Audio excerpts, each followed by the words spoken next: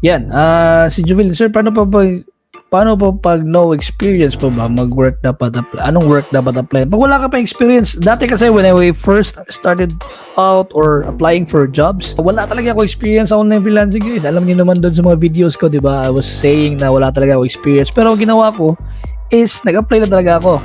And my first job was I was a virtual assistant with email marketing experience. So wala akong idea what is email marketing guys. So ang ginawa ko, just like sa mga Zoom meetings ko no, share ko lang sa inyo guys. Ang ginawa ko is nag-search ako doon sa online jobs. Nag-search ako.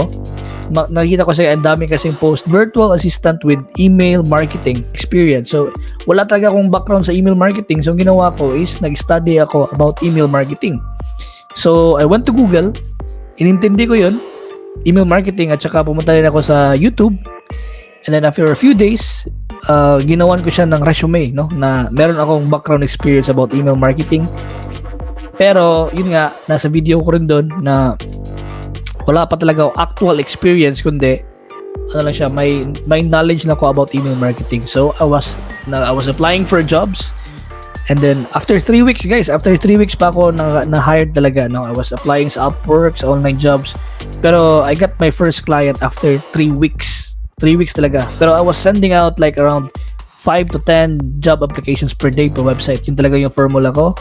And yun, may nag-reply sa Israeli na client. Taga Israel siya. And I was earning like $3 per hour.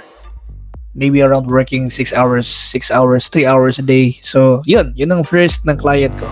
So, I believe na kahit wala ka pa experience, apply ka talaga boss, no? And try to improve lang yung resume mo.